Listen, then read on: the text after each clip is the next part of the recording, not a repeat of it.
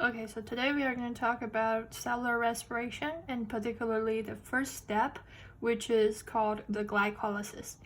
So many of us might have heard of cellular respiration and might think that it happens in the cell's mitochondria.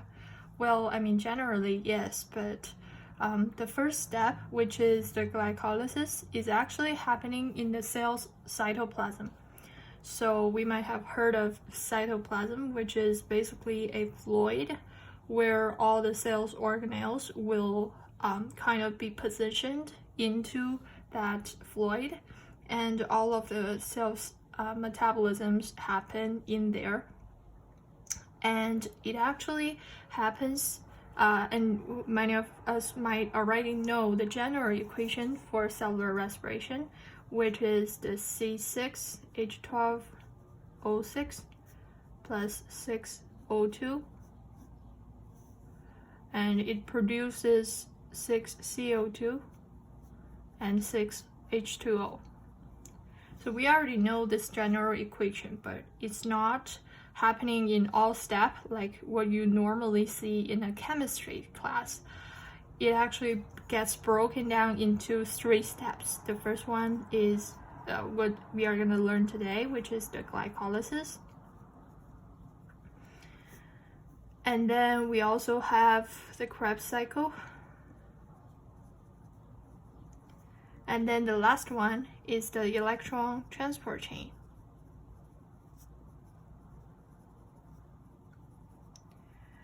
And you might also have heard that cellular respiration, the whole point of cellular respiration is to produce energy. And what does energy mean here? It actually means ATP. ATP is what we are going to generate right here. And it comes from another molecule which is called ADP. Now, we don't have to accurately draw the molecular shape and structure of ATP and ADP. You just need to kind of understand it as something like this. This is the adenosine, and we have 3 phosphate groups, and that is what it means by ATP. It says triphosphate. Tri just means 3. Many of us order coffee. When we order coffee, we say triple. That means 3. So it means triphosphate, which means there are 3 phosphate groups. Each of these are a phosphate group. And similarly, ADP just means there is 1 adenosine and there are 2 phosphate groups. This is called diphosphate. That's why it's called D, and that's why this is called T. So right now, what we need to know, you might be asking right now, so since it's just a molecule, how can a molecule be an energy? It is actually the energy, we are actually referring to the energy that's released when ATP breaks down into the ATP. So how do we break it down? We just remove a phosphate group. And when this phosphate group gets removed, initially it was right there, and now it gets removed, it becomes ADP, and it releases a lot of energy. And you might be asking, so why does it release a lot of energy? You might have learned in chemistry class that when bonds are formed, like when, let's say, CO2, that's carbon dioxide, and when the bonds are being formed between 2 atoms, when the bonds are being formed, it releases energy. And you might say, that's different from what you are telling us here. You are telling us that when the bonds get broken down, it releases energy. But what chemistry teachers have told us is when the bonds are formed, it releases energy. So which one is correct? Actually, they are both correct. The reason being is you don't need to know the details about this. You just need to understand that you need to memorize it by heart, that this phosphate group, the phosphate group has a particular property, special property. Whenever it is added to another molecule, like when we talk about ADP, when a actual phosphate group will be attached or will be added to another molecule, it makes it unstable. So initially it is stable, but then it becomes unstable because of the addition of this phosphate group. So phosphate group can make a molecule very unstable. When you add it to it, it makes it unstable. And how does it relate to what we were talking about earlier? How does it relate to the reason why it releases energy? So now you might have to understand it and try to think through it in the atomic model that we learned in grade 9 and grade 10. So here is the nucleus. And we have learned that electrons will orbit around the nucleus in orbits or orbitals, depending on which grade are you in. And actually it's called orbitals, but you don't need to know it right now. So here we have 2 electrons and we have another orbit. This is actually called energy level. 1 orbit is equal to 1 energy level. I will not draw full orbit here, just 5 is enough. This is called an energy level. And the more closer an electron is to the proton or to the nucleus, the more closer it is to the nucleus, as you can imagine, the more attraction force. Because the attractive force between the positive protons and the negative electrons, they increase when the distance decreases, right? When these 2 guys are close enough to each other, they have stronger attraction force which hold on to its electrons. That's what we make this, that's how we make this electron to be more stable. When we say when we say that a electron, when it is closer to the nucleus, it is more stable. That is what we mean here, because there is a stronger attraction force between the nucleus and the electron. That is why it is more stable. And the reason why it is unstable is because when the electron is away from the nucleus, the attractive force actually decreases, meaning that it is less stable and it might be removed or it might go to the other atom at any time. So that is when we say that this electron is unstable. So right now, when we are moving, when we say something is stable, we mean that just like the noble gases, they don't tend to react with other molecules or other atoms very frequently. They don't want to move and they don't want to react with others. That is what we mean by stable, because there is a stronger attractive force, again, pulling it on and just holding it on, not letting it go. So when we have something that is stable, that means it has less potential energy. What does potential energy mean? Potential energy means the energy that is stored in someone's body in order to do work. Energy is the ability to do work, right? Potential energy is, in contrast, the energy that is stored in your body to do work. You are not doing work yet, but it might be useful later on for you to do some work. So that is what we mean by potential energy. And so we have the electrons in the inner orbit. They are very stable and they have less potential energy. That's because they are stable. They don't want to react with other things, so they have less potential energy. When we have an electron that is unstable, we have a lot of or more potential energy. So that just means when an electron wants to jump from this level to this level, if a electron they want to jump into the inner orbit, then that means it's gonna go from a high energy state, right, to a low energy state. From this high energy state to the low energy state, which means it is going to release a lot of energy.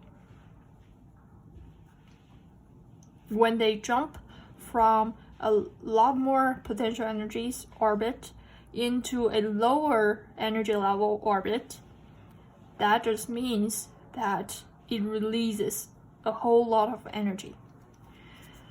And now we need to think back to the point where we say that whenever we add a phosphate group to a molecule, it makes it from stable to unstable.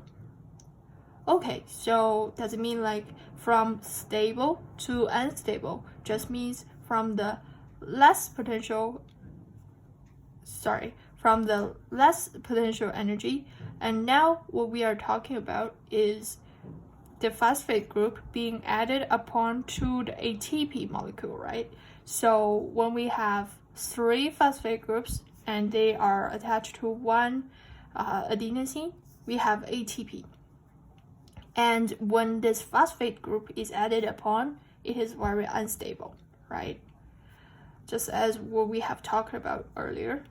And when we actually lose a phosphate group, we only have 2 phosphate groups and 1 adenosine. And now we have formed ADP.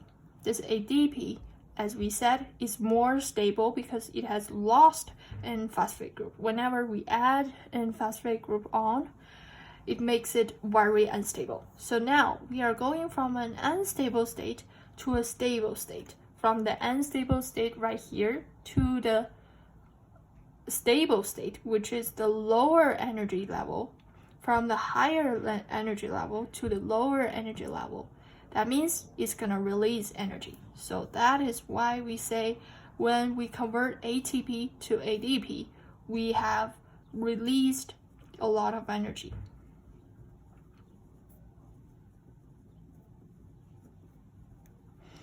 So that's just to give you a little bit of apprehension about why we say ATP produces energy, why we say ATP is the energy currency for cell metabolisms. Why does it mean energy when we say ATP? So because the whole reason behind it is when we break ATP down to ADP, we release a phosphate group, and this releasing of phosphate group makes it move from unstable state to a stable state, which means it's gonna release a lot of energy. Okay, so let's go back to our glycolysis now. Now that you have a basic apprehension of what energy is, it's easier for us to continue on. So right now we have this cytoplasm that we are later on gonna make the whole process of glycolysis in.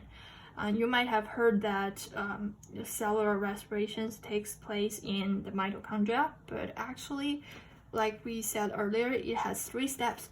The first step only happens in the cytoplasm.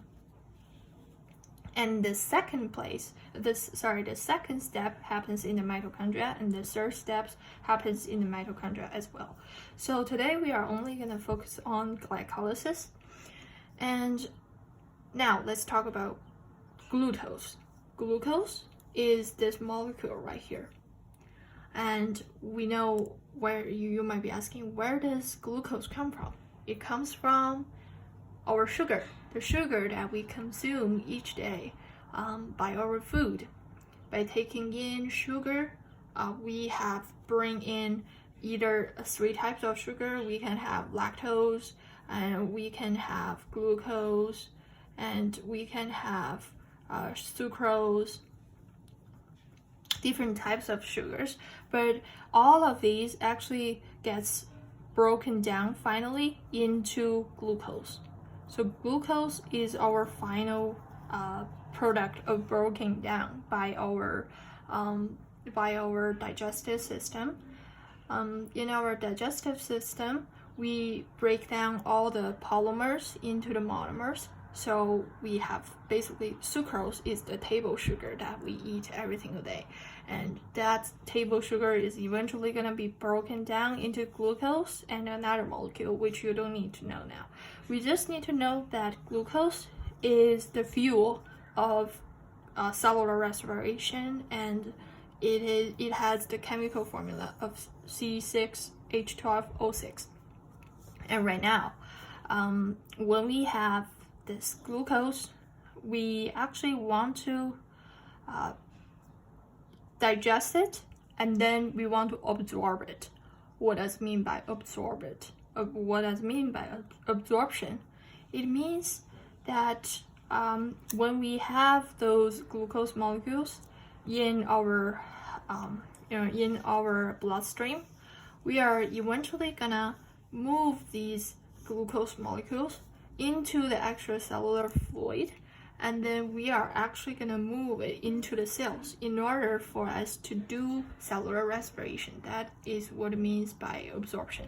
However, glucose has other functions too, other than just cellular respiration, but we only wanted to focus on the task of glycolysis right now. So the first thing we need to do, as you can imagine, is just to bring the glucose into the cell, to bring it into the cell through the cell membrane. Because it is a relatively large molecule, it cannot be brought in just like oxygen. Oxygen is very small, right? They can just diffuse in and out, diffuse in and out, same as carbon dioxide. But glucose is much larger than them. That means it needs a special channel.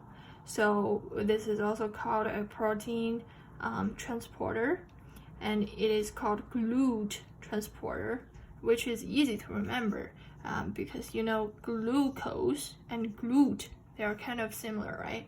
Glucose goes into the cell through the transporter called GLUT transporter. And that's not our emphasis here. But when we actually move the glucose molecules into the cell, that is our first preparation step. When we move it, it is already in the cytoplasm, right? We have made our start. And the glucose molecule, which just simply looks like this, a 6-carbon molecule, it is later on going to be processed through all 10 steps in order to break it down further for use in this Krebs cycle. So now we already have glucose here, and we need some steps to kind of block it here, to kind of lock it there so that glucose doesn't escape, right? We know that glucose can move and travel through the membrane at any time because of the concentration gradient. If there is more glucose inside than outside the cell, then the glucose are naturally gonna go through the GLUT transporter again and escape from our production of ATP here. So we don't want to see that to happen. We don't want the glucose to escape. That's why we need to lock it first. How do we lock it? We simply add a phosphate group to it. So that is our first step. We have glucose, and right now we want to convert it into G6P. So you might be asking, oh, I'm so confused. What does G6P mean? This is the glucose molecule, and we have talked about how we add a phosphate group into it in order to lock it in space. And phosphate group, the P here stands for phosphate group. And what does the 6 mean, you might be asking? We have talked about how glucose is a 6-carbon molecule, okay? And these carbons can actually be named 1, 2, 3, 4, 5, 6. And the phosphate group is G6P. All it means is just the phosphate group is added upon to one of the carbon atoms, and it's the 6 carbon atoms. It's not the first one, it's not the second one, it's the 6th one. So that's all it means here. You don't really have to draw the G6P structure for Ontario curriculum. You can just know what it means and what it actually stands for. It stands for glucose 6-phosphate.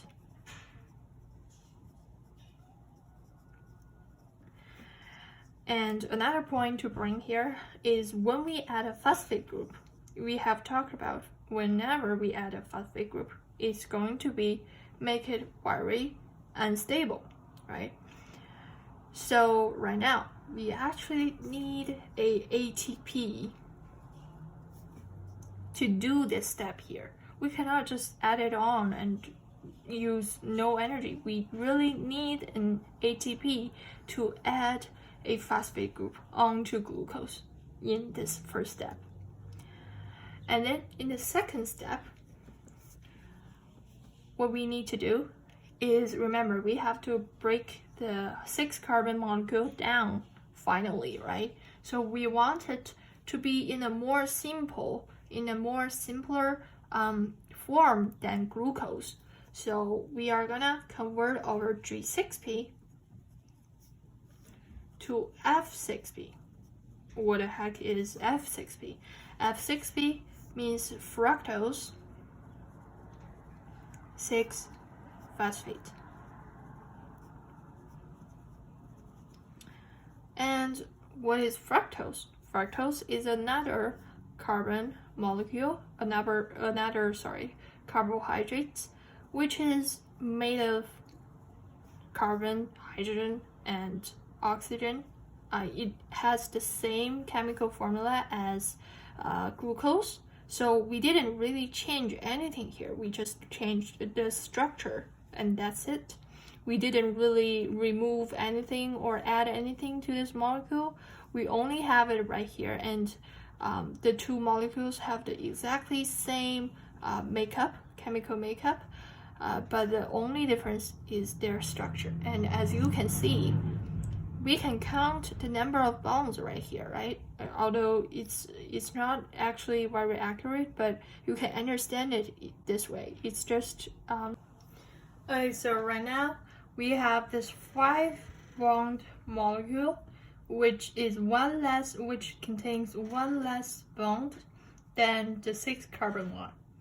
So the reason why we are telling you this is not to say how accurate it is. It's actually not very accurate. It doesn't only contain 5 bonds for sure, but it's just a way of memorizing these concepts in an easier and more understandable way. So you can just understand it as we have initially 6 bonds, and now in order to help breaking it down more easily, we have broken it down into, not broken down, but we have converted into a 5-carbon molecule. Not 5 carbon, but 5 bond. It still has 6 carbons, as we have talked about earlier. And now it is easier to get broken down later on in the later steps. So right now we have fructose 6-phosphate. And the third step is actually to add another phosphate group on. So this is a bit hard to understand. Why do we need to add another phosphate? like, to be honest with you, I don't really know why it has another phosphate group, but all I know is you just need to memorize this, okay? You just need to memorize that when we add a phosphate group on, and we need ATP to do this, then we will get a new molecule, and that is called so right now, it has a 1 here, and I don't really know why. It gets called the same name, it's just fructose 6-biphosphate. And what is biphosphate? Bi means 2, right? It means 2. So it means we have 2 phosphate groups now. Initially, we had 1 when the glucose molecule enters into the cytoplasm. And then now we add another phosphate group to it, so it has 2 phosphate groups. So now I will provide you with a way to understand and to memorize it easier. So you can understand it this way. So we have talked about how we are gonna break this 6-carbon molecule into 2 3-carbon molecules at the end of the glycolysis. And these 3, let's just draw it here. If we have a 6-carbon molecule and we want to break it into 2 3-carbon molecules at the end, and these are called pyruvate, by the way, but you will know it later on. So we have 2 3-carbon molecules, and we want each of them to contain a phosphate group. That is basically why we need to add another phosphate group here, because after we added, we have 2 phosphate groups here, and it gets finally broken down into 2 3-carbon molecules with each one a phosphate group attached. And the reason we need to do that, as you have probably already guessed out, is because we need to make energy. How do we make energy? Like we said, when we actually add another phosphate group into the ADP, we make it into ATP. So that is why we need our phosphate group right here. Later on, we are going to see ADP molecules, and we are going to give this phosphate group the phosphate group to the ADP, to form ATP, which is the energy currency that we want to produce here. So let's continue.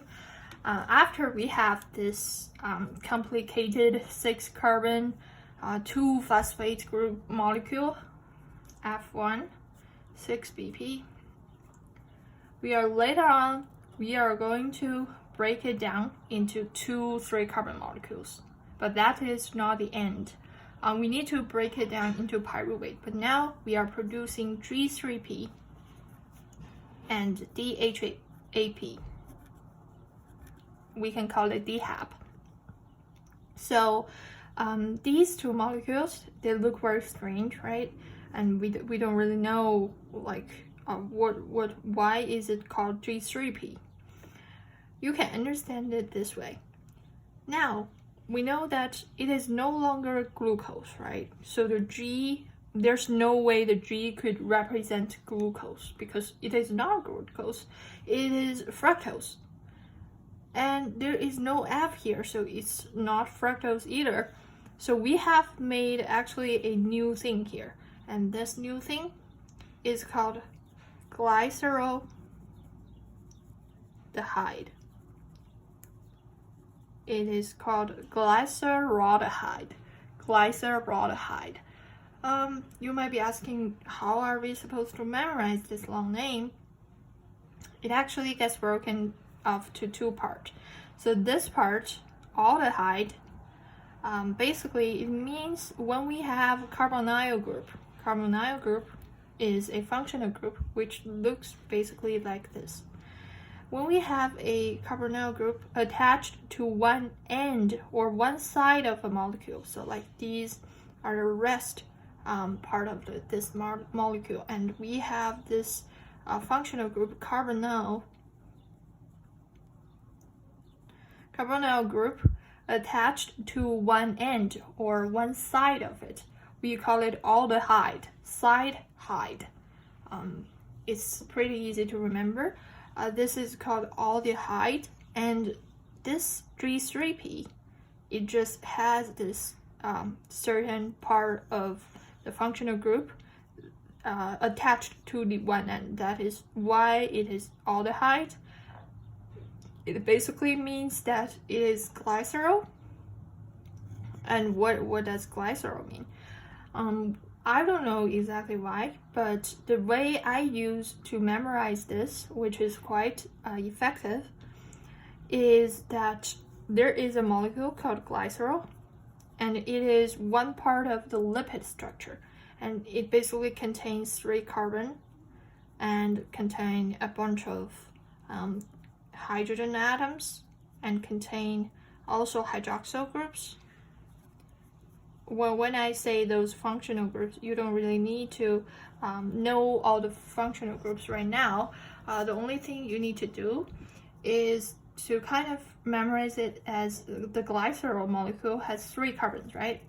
And this molecule, G3P, also has 3 carbons. That is why we use the glycerol to name it here, okay? Just remember it, so remember these, and you will soon realize that the name becomes easier to memorize. It's called glycerol aldehyde. So this glycer basically means 3 carbon, and the aldehyde means there is a carbonyl group attached at the side here. And the DHAP, we left one part, so that is only part of the name. We still have 3-phosphate. We still have the phosphate group here, right? So the whole name is glyceraldehyde 3-phosphate. The phosphate has now changed its position. Like we said, initially we have at carbon 6 we have 2 phosphate groups, and now it gets broken down into 2 3-carbon molecules. These are all 3-carbon molecules with 1 phosphate group at the carbon 3. Okay, at the carbon 3, and this is also at the carbon 3, but it doesn't really say that. So this molecule, it has another very ugly name. It's called dihydroacetone.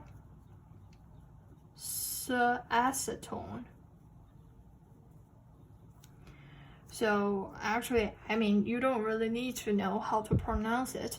You just need to know how to write it for a test, right? And it is, everyone pronounces it in a different way.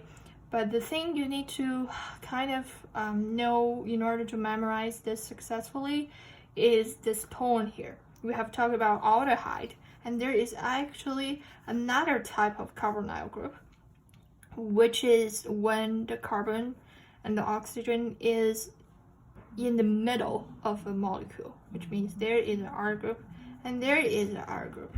So they are in the middle. When they are in the middle, they are called ketone.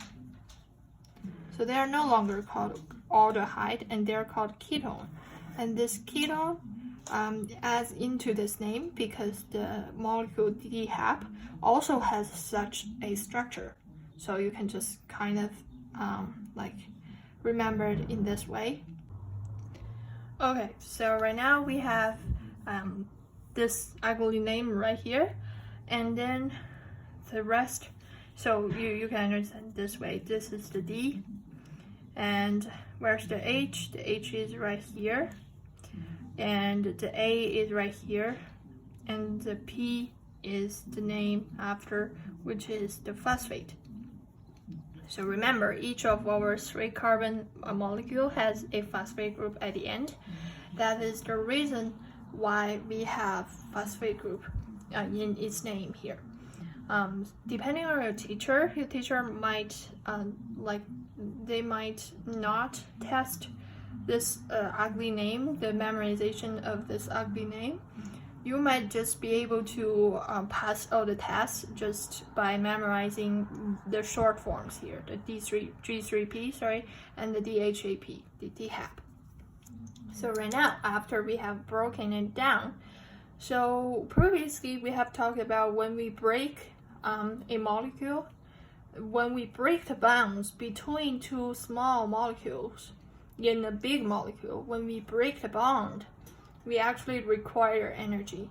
But that energy is too small compared to our overall picture here. So, and that is also not needed to know for our Ontario curriculum. So right now, after we have these two molecules here, the next thing we want to do is, remember, we have talked about how these two all have one phosphate group and all have 3 carbon atoms. So how different they can be? They are not very different. They are nearly the same. The only difference is their structure. And you don't need to know their structure. You just need to know they have the same chemical makeup, just as what we talk about with glucose and fructose. So these two molecules, they have exactly the same chemical makeup, and the only thing you need to know so far at this stage is we have to convert the DHAP, the DHAP, into G3P. And that is all you need to know.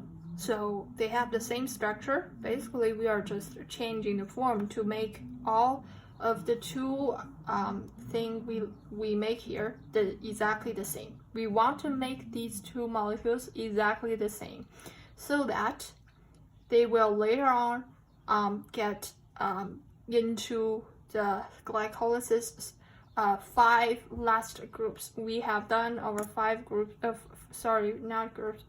steps here, and we just need another 5 steps where we can break each of these 3 carbon molecules further down into different parts, and we can use this phosphate group to make ATP.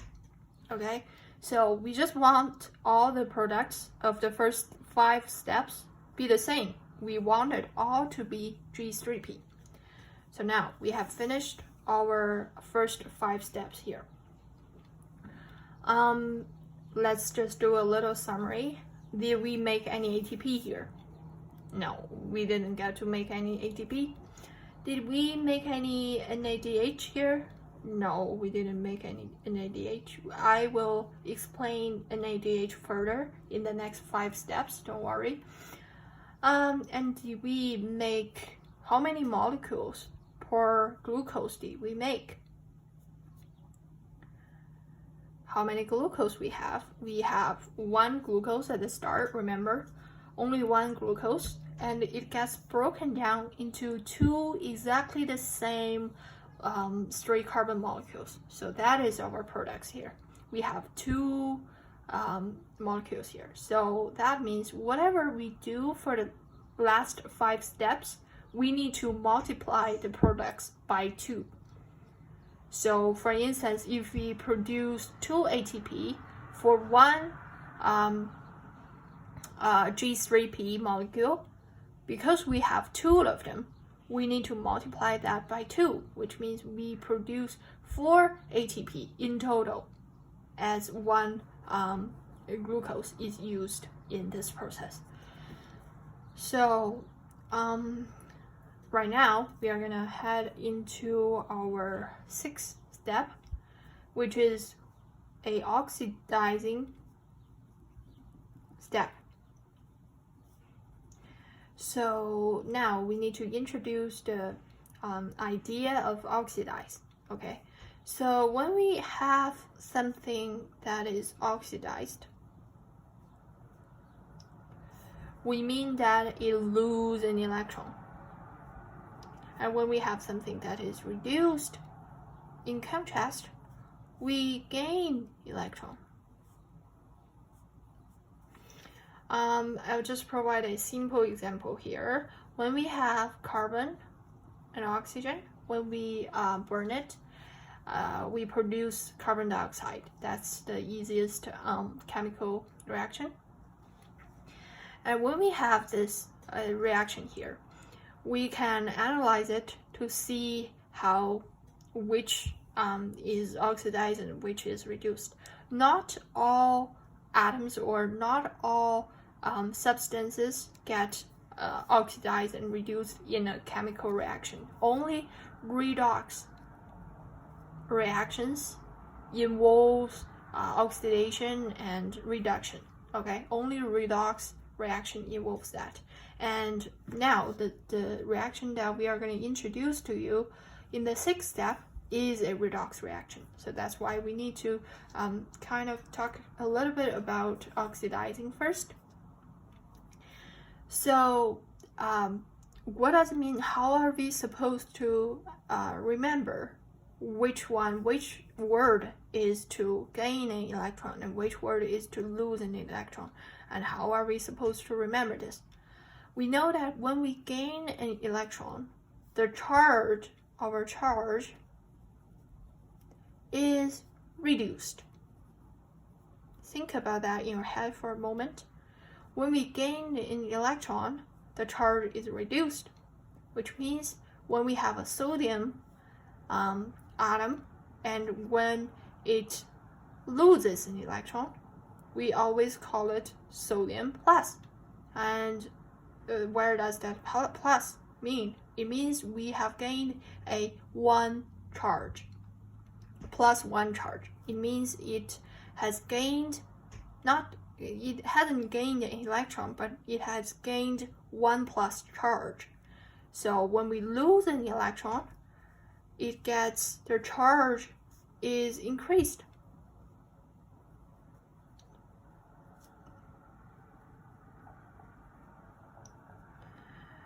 But that doesn't really help you understand this very much. But the only thing that I think is gonna make it easier for you to understand and to memorize is reduce. The charge is reduced. That is why it's called a reduced substance. A reduced substance has a reduced charge. So in this case, you can pause this for a moment and see which one, which carbon or oxygen, which one is oxidized, which one is reduced. So now we are going to take it up. Because we know every chemical substance that is in its elemental form, such as this carbon here, it is in its elemental form, and this it has everything in its elemental form has a charge of 0, right? And when we form it into carbon dioxide, it is not in its elemental form anymore, right? And we know oxygen normally has a charge of -2 when it has been combined into another substance. When it forms a bond with other substance, it has a charge of -2. So our oxygen, it seems like we have reduced its charge from 0 to -2. We have reduced the charge. So that means oxygen is reduced. And because we have 2 oxygen atoms here, and we only have 1 carbon atoms, and we need to make this neutral, which means it has a charge of 0. That just means carbon has to have a charge of +4. So carbon has changed its charge from 0 to 4, which means it gains its charge. It loses electron and it gains a charge. That means it is oxidized. So kind of to wrap it around here, we need to know that when a substance is reduced, it simply means that they are losing their charge. And it also means they are actually gaining an electron. That's what we learned back in grade 9. When something gains an electron, it reduces the charge. When something loses an electron, it gets plus a charge. So basically that's the idea of how do we know if something is oxidized or reduced. So right now, we need to introduce another thing before we get started with step 6. That is the concept of NAD plus and NADH.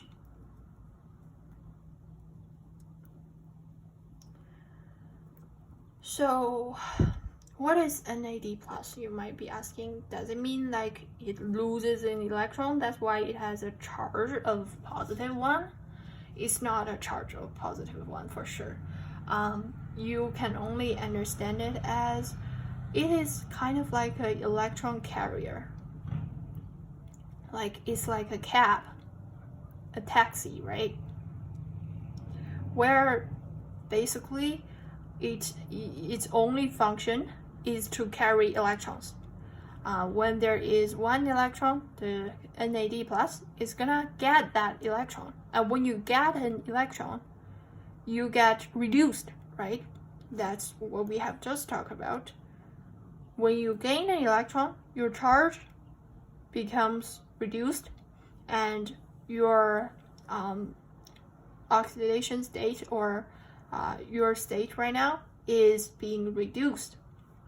So the NAD plus is being reduced, and the NADH, in the other words, it is just the form when NAD plus is reduced. In other words, NAD plus is the empty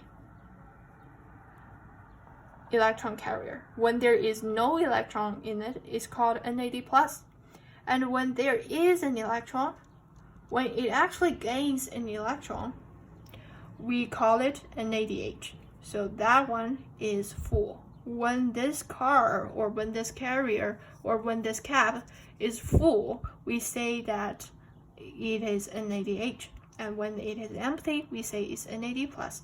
When it is full, it is NADH. So by saying it multiple times, I believe you can just memorize it. That is, unfortunately, that is how we name things. So if it's not a charge and it's not a hydrogen atom here, it simply means that it gets full, it gets it gets reduced. It gains an electron and gets reduced. That's what it means by NADH. So right now, we need to oxidize. In the 6th step, we need to oxidize G3P. Sorry, there's no thing here. So it's G3P. And what we need to know right now is we have G3P and we have NAD+. When something gets oxidized, when the G3P gets oxidized, it loses one electron, right? The electron is released because it loses the electron. And where does the electron go? It goes to NAD+, which gains the electron and becomes NADH. Hopefully you are with me now. We have the G3P, which loses an electron and becomes oxidized. And the electron goes into NAD+, which gains an electron. And when it gains an electron, it's not called NAD+ anymore. It is called NADH. Okay? And in the same time, another strange thing happens. You can just memorize it, like whenever we say in biology we want to oxidize something, there is always another substance that is going to be added into the reaction. There is always going to be something added or removed from this reaction. So whenever we oxidize something, this electron is going to cause some other thing to go into the reaction as a reactant or to get removed out of our reactants here. So in this case, we need to add another phosphate group. Remember, the whole point of adding phosphate group is to produce ATP from ADP, right? We have ATP, and by adding another phosphate group here, we can make it into ATP, and that is the molecule we want for energy. So right now, after we have reduced the the NAD plus, we get NADH. And after NADH, we gain another new molecule here because it has gained another phosphate group, right? And this molecule, strange enough, it is called 1,3-BPG. That is so weird, right? That is a very weird and ugly name. I don't really know why it has a Y in front, but unfortunately, you just have to memorize it by heart. We have B, and which is easy to understand by, again, it means two, right? We have two phosphate groups now. Initially, we had only one phosphate group at the beginning, and then we add another one, two phosphate groups, and then we break it down, breaks the 6-carbon molecule down into 3 carbon. So we each have a phosphate group. Then at this step, we add another phosphate group into it to make it has 2 phosphate groups right now. So it is called biphospho, but it is no longer a phosphate group, remember, because it has lost an electron, right? This 3,3-P here has lost an electron. It can no longer be called phosphate, right? It has to change, the name has to be changed a little bit in order to distinguish it from the phosphate group. So that is why when we add glycerate at the end, so biphosphoglycerate, and there is a 3 in front. As we have talked about it earlier, the 3 simply means that at carbon 3, we have this whole thing attached to it.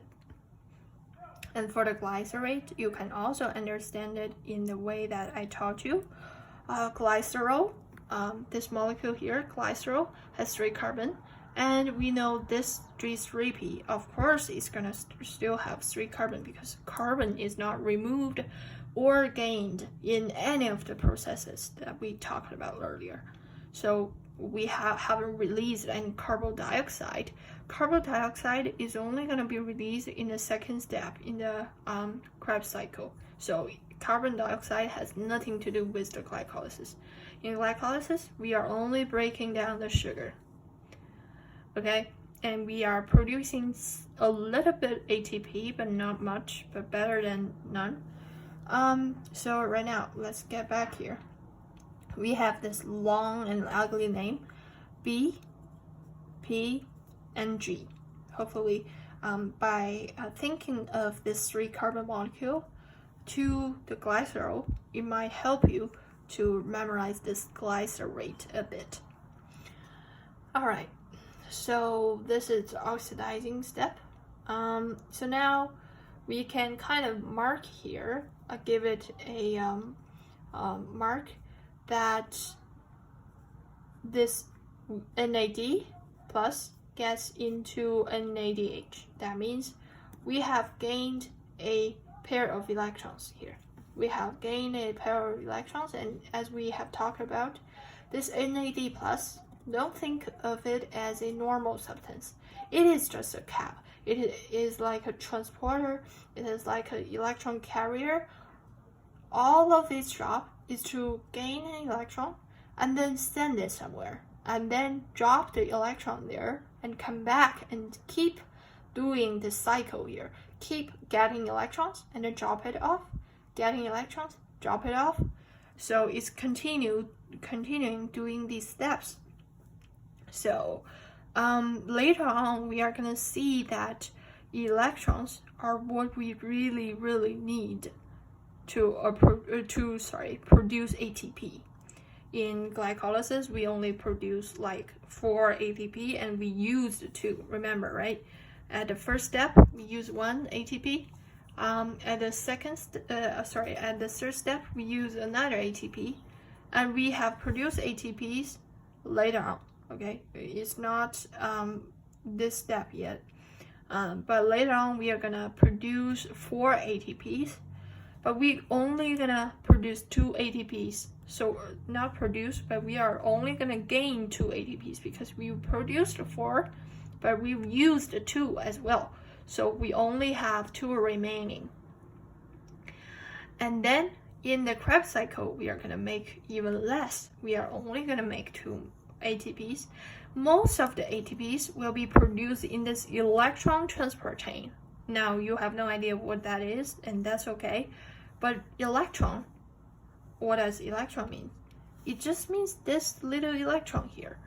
So it is connected. They are connected, right? All the concepts are connected together.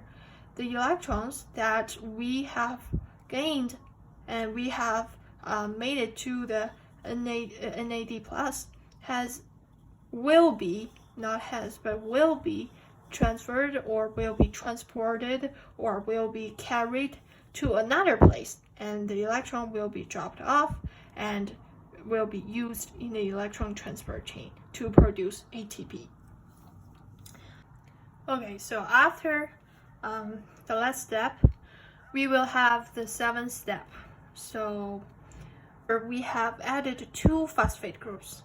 You might have noticed, and you need to be aware that our cell is gonna do something, because now we have 2 phosphates.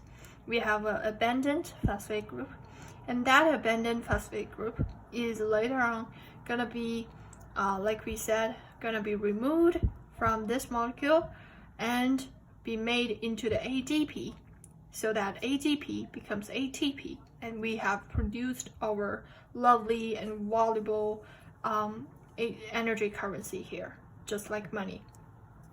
So in this step, we are gonna have 1,3 ppg, that's the molecule we gained, and then plus ADP, like we talked about, we have ADP, and we wanna transfer this phosphate group to it so that it becomes ATP.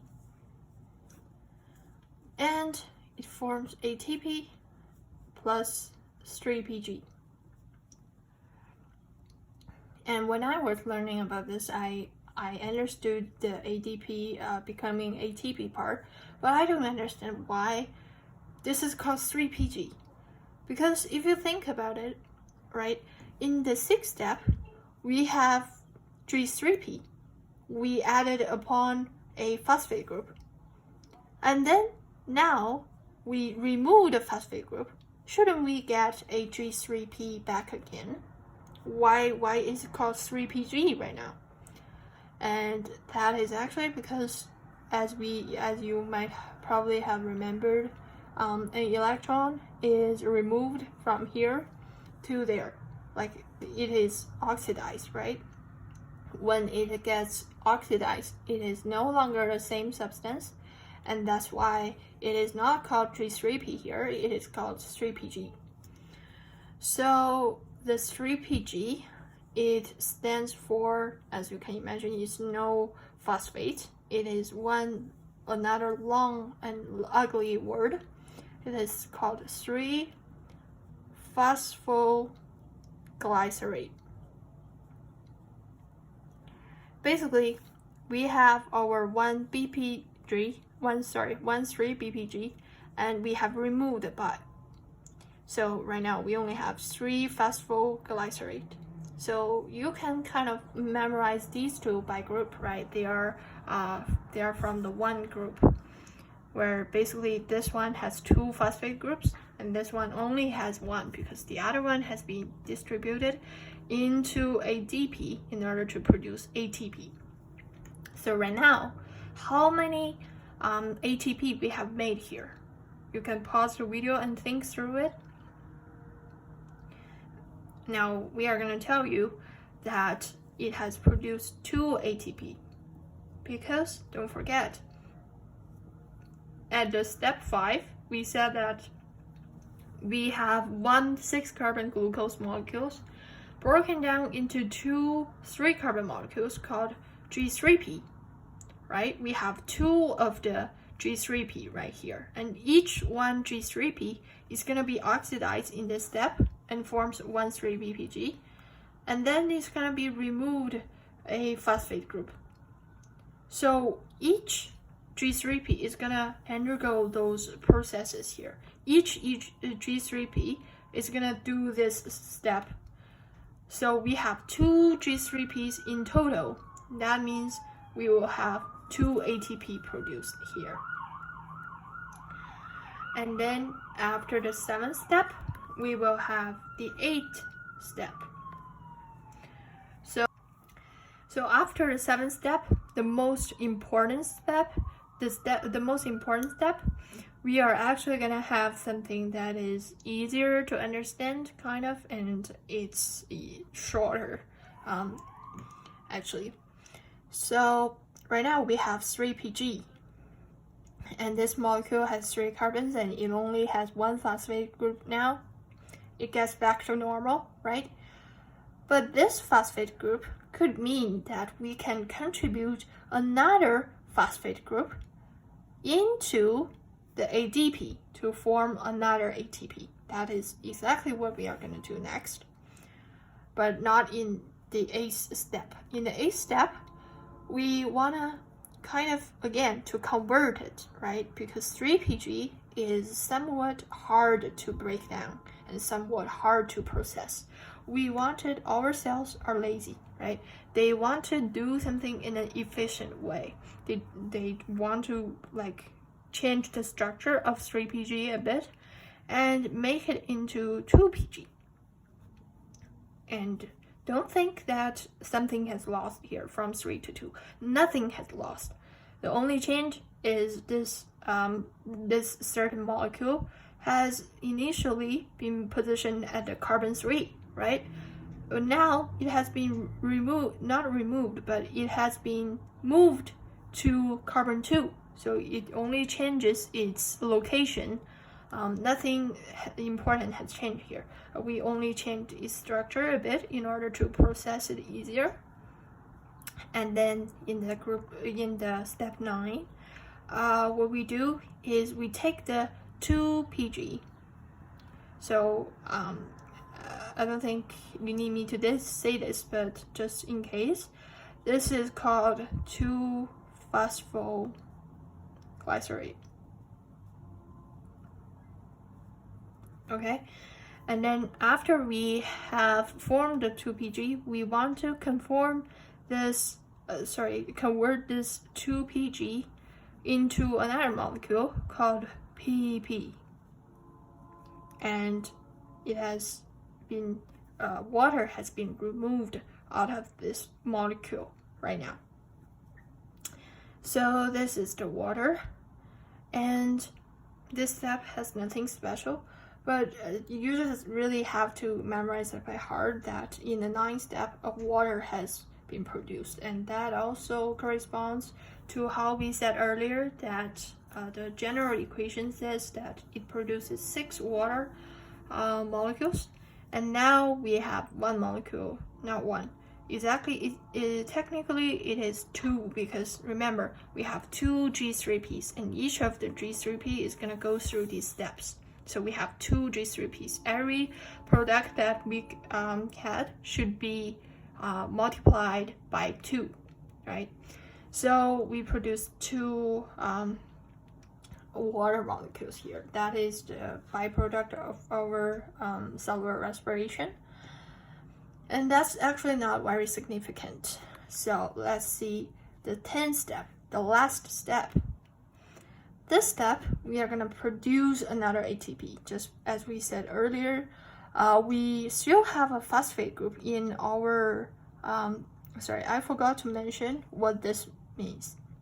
So this PEP stands for another long name, and depending on your teacher, you don't need to know this. So this is called phosphoanopyruvate. The last part is easy to remember, this pyruvate, because we will produce in the 10th step 2 pyruvate molecules. I will directly tell you right now. The final product of glycolysis is called pyruvate. So you can just memorize it, I guess, easier, because the whole product, the whole point is to produce these 3 carbon molecules called pyruvate. And the previous part, we still have a phosphate group on. That's why we call it phospho. And this I know, we don't really know what it means. You just need to memorize it by heart, unfortunately. So this long, ugly name, finally, it gets broken down again. And this time, we are gonna remove the phosphate group, just as what we did in the step 7. We removed a phosphate group out of this PEP so that it doesn't have a phosphate group anymore, and we add an ADP. So this additional phosphate group is getting removed, and then the ADP is getting reduced. So the PEP is getting kind of oxidized, but you can also just understand it in a way that it's not the loss of electrons, it is the loss of a phosphate group. So the phosphate group is eventually going to be added to the ADP to produce ATP. And the final product, as you might have already guessed out, this whole thing is removed to ADP, right? What has it left here? The only leftover thing is the pyruvate, which is a 3 carbon molecule that is broken down by the 6 carbon molecule glucose. So right now we have, if we were to do a little summary here,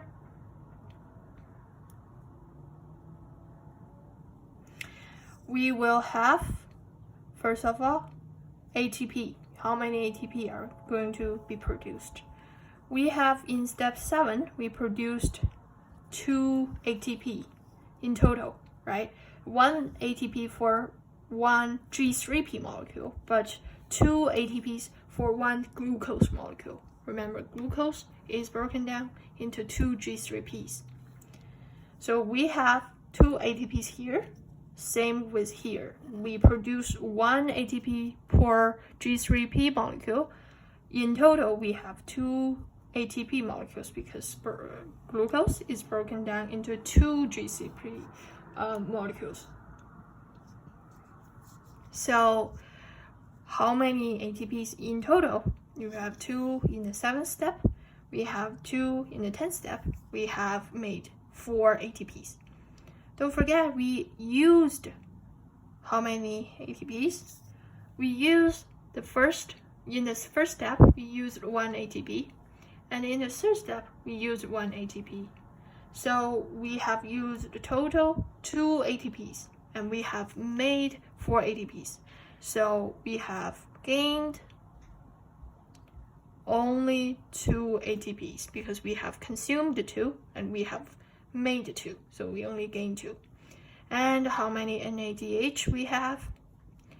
Remember, in the 6th step, we had produced 1 NADH, which means a pair of electron is going to be transferred, it's going to be transported into the electron transport chain for a better production of ATP. Later on, we are going to learn electron transport chain. So how many NADH? Remember, that is only for 1 G3P, right? For 2 G3P, which is for 1 glucose molecule, we are going to have 2 sets of electrons because we have 2 NADH formed here. So in total, we have 2 NADHs, 1 per G3P, but 2 per glucose. And then we have the final products, which is pyruvate. Because remember, cellular respiration does not end at the end of the glycolysis. It still has 2 large, huge steps to go through here. we also have to go through the Krebs cycle using the pyruvates that we have formed here. How many pyruvates? 2, right? We have produced 1 pyruvate from each G3P molecule, and pyruvate is basically a 3-carbon molecule that you are gonna see later on. And so that is the total process of glycolysis. I hope that's helpful.